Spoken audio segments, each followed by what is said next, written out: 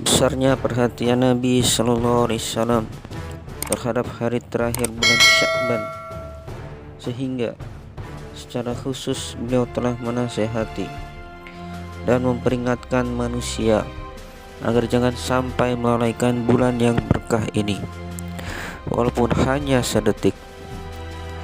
Setelah memberi nasihat itu, juga setelah menerangkan seluruh keutamaan bulan Ramadan, secara khusus beliau juga telah menunjukkan kepada kita mengenai beberapa hal penting. Pertama, Lailatul Qadar, yang pada hakikatnya adalah satu malam yang sangat penting. Mengenai Lailatul Qadar ini akan diterangkan pada pasal yang lain secara khusus dalam risalah ini. Dalam hadis di atas, Nabi sallallahu alaihi wasallam menyatakan, pada bulan ini Allah Subhanahu wa taala telah menetapkan saum pada siang harinya sebagai amalan fardu, dan menjadikan sholat tarawih pada malam harinya sebagai amalan sunat. Dari hadis ini jelaslah bahwa sholat tarawih itu diperintahkan langsung oleh Allah Subhanahu wa taala. Adapun riwayat-riwayat yang menerangkan bahwa Rasulullah Sallallahu Alaihi Wasallam menisbatkan sunat tarawih kepada dirinya, maksudnya adalah sebagai penguat dari perintah Allah tadi. Oleh karena itulah para imam mazhab sunnah wal jamaah sepakat bahwa sholat tarawih adalah amalan sunnah. Ditulis dalam kitab Burhan bahwa tidak ada seorang pun dari seluruh kaum muslimin yang mengingkari kesepakatan ini kecuali kaum Rawafid Syiah. Maulana Syekh Abdul Haq Dahlawi dalam kitabnya Mattasababis Sunnah menulis dari beberapa kitab fikih bahwa jika penduduk suatu kota meninggalkan sholat tarawih, maka pemimpin Islam hendaknya memaksa mereka dengan kekuatan agar melaksanakannya. Di sini terdapat satu hal penting yang perlu diperhatikan secara khusus, yaitu pada umumnya orang berpendapat cukup hanya selama 8 atau 10 hari saja mendengarkan Al-Quranul Karim di dalam sebuah masjid kemudian berhenti. Padahal kalau diperhatikan, ternyata ada dua sunat yang berbeda. Pertama, membaca seluruh Al-Quran dan mendengarkannya dalam sholat tarawih adalah sunat yang tersendiri. Kedua, melaksanakan sholat tarawih selama bulan Ramadan penuh adalah sunat yang tersendiri juga. Jadi apabila kita melakukannya seperti tadi, berarti kita hanya mengamalkan satu sunnah dan meninggalkan sunnah yang lain. Adapun bagi orang yang sedang melakukan perjalanan ataupun karena alasan yang lain sehingga sulit baginya untuk melaksanakan sholat tarawih di suatu tempat, maka sebaiknya ia membaca seluruh Al-Quran dalam beberapa hari, sehingga perjalanannya itu tidak mengurangi pembacaan Qurannya. Tetapi jika ada kesempatan baginya melaksanakan sholat tarawih di suatu tempat, maka hendaknya ia melaksanakannya.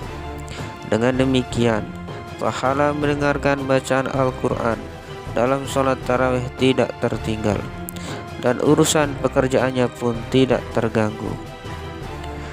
Setelah menyebutkan tentang saum dan tarawih, Rasulullah Sallallahu Alaihi Wasallam mengalihkan perhatian kepada kepentingan ibadah-ibadah fardu dan nafil, yaitu pahala bagi satu amalan nafil pada bulan Ramadan sama dengan pahala mengerjakan amalan fardu pada bulan lainnya, dan pahala bagi satu amalan fardu pada bulan Ramadan menyai pahala melaksanakan 70 amalan fardu pada bulan yang lain. Di sini penting sekali bagi kita untuk memikirkan ibadah-ibadah kita. Berapa banyak perhatian kita terhadap pelaksanaan ibadah-ibadah fardu pada bulan yang berkah ini, dan berapa banyak peningkatan serta penambahan dalam ibadah-ibadah nafil kita. Sebagai contoh, sikap kita terhadap amalan fardu pada saat ini, yaitu dalam sholat subuh. Biasanya setelah makan sahur kita tidur lagi, sehingga banyak di antara kita yang melakukan sholat subuh secara qadha. Minimal sering tertinggal sholat subuh berjamaah. Seharusnya mensyukuri nikmat makan sahur itu dibuktikan dengan menunaikan kewajiban yang paling penting, tetapi malah kita abaikan dengan cara mengqadhonya ataupun kurang sempurna dalam mengerjakannya. Padahal ahli-ahli usul telah menetapkan mengenai kurang sempurnanya sholat yang dikerjakan tanpa berjamaah. Begitu juga pernyataan Rasulullah SAW dalam satu riwayat bahwa tidak sempurna sholat bagi yang tinggal berdekatan dengan masjid kecuali dia sholat di masjid. Dalam kitab Mazahirul Haq kita mendapati apabila seseorang tidak memiliki alasan yang kuat untuk tidak sholat berjamaah, maka dia tidak akan mendapatkan pahala sholat walaupun kewajibannya telah gugur. Begitupun mengenai sholat-sholat wajib lainnya.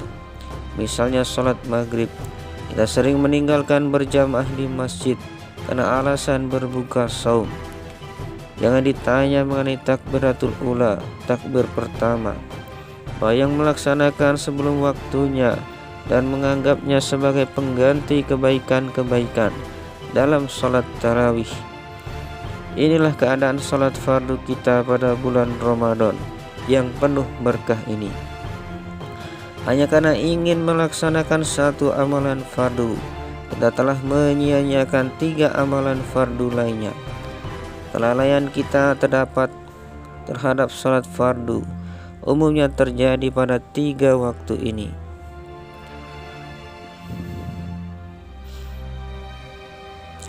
Bahkan bukan hanya pada 3 waktu itu saja, kita dapat melihat sholat zuhur pun sering tertinggal berjamaah karena tidur siang qailullah.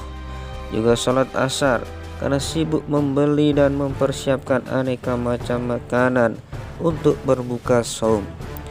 Begitu juga kewajiban yang lainnya. Hendaknya kita berpikir, berapakah yang kita kerjakan dengan sungguh-sungguh pada bulan Ramadan yang berkah ini. Jika amalan yang fardu saja keadaannya seperti itu, maka bagaimana dengan yang sunnah?